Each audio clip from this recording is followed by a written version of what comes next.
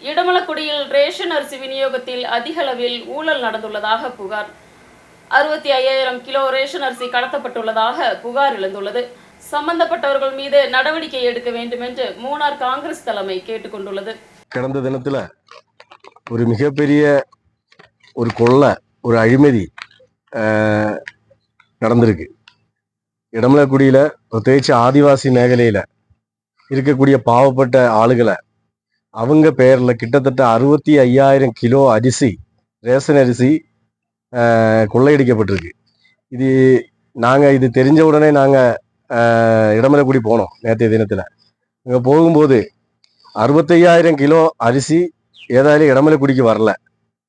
ஆனா ரெஜிஸ்டர்ல 70,000 கிலோ அரிசி இறக்கி கொடுத்ததா ரெஜிஸ்டர்ல இருக்கு. அப்ப இதுக்கு யார் உத்தரவாதி? இந்த அரிசி எங்க போச்சு? அங்க நாங்க விசாரிக்கும் போது அரிசி ஏதாയാലും இடமலக்குடிக்கு வரல. அப்ப இந்த அரிசி எங்க போச்சு? இது கொள்ளையடிச்சது யாரு? இத 2024 மார்ச் மாசத்துல இருந்து இந்த கொள்ளை நடந்துட்டு இருக்கு. அப்ப இதுக்கு உத்தரவாதப்பட்ட ஆளுகள் பதில் சொல்லணும். இல்லைன்னு சொன்னா மிகப்பெரிய போராட்டம் காங்கிரஸ் கட்சியுடைய தலைமையில நடத்தும். இது யாரு இதுக்கு உத்தரவாதப்பட்ட ஆளுகளோ அந்த ஆளுகள் மேல கர்ஷனமான நடவடிக்கை உண்டாகணும். அவங்கள சர்வீஸ்ல இருந்து வெளியில ஆக்குறதுக்குள்ள நடவடிக்கை உண்டாகணும். மட்டும் இல்ல, இங்க இருக்கக்கூடிய எஸ்டேட் மேல இருக்கக்கூடிய தொழிலாளிகள் அவங்களுக்கு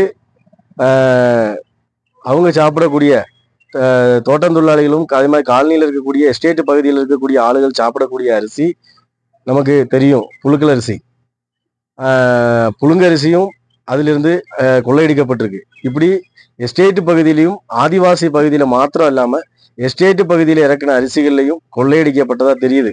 அப்ப நேற்றைய தினத்துல விஜிலன்ஸ் அன்வேஷணம் நடத்தியிருக்கு. அதை கண்டத்தி உத்தரவாதப்பட்ட ஆளுகள் மேல கர்ஷனமாய் நடவடிக்கை எடுக்கணும். இது ஏற்கனவே ஒரு வருஷத்துக்கு முன்னாடி காங்கிரஸ் கட்சி சொல்லிச்சு, 10,000 கிலோ அரிசி, இடமலக்குடிக்கு போன அரிசி 10,000 கிலோ அரிசி கொள்ளையடிக்கப்பட்டிருக்குன்னு சொல்லி ஏற்கனவே ஒரு 2 வருஷத்துக்கு முன்னாடி காங்கிரஸ் கட்சி குற்றம் சாட்டுச்சு. ஆனா அதை முகவலிக்கு எடுக்கல அன்னைக்கு இருக்கக்கூடிய ஆளுகள். இன்னைக்கு 65,000 கிலோ அரிசி கொள்ளையடிக்கப்பட்டிருக்கு. இதுக்கு எதிராக யாரு தப்பு பண்ணாங்களோ, அது சிறிதும் பெரிதான யாரா இருந்தாலும் சரி, அவங்க மேல நியமபரமாயிட்டு நடவடிக்கை எடுத்து அவங்களுக்கு தக்கதாய தண்டனை வாங்கி கொடுக்கலன்னு சொன்னா மிகப்பெரிய போராட்டம் நடைபெறும்.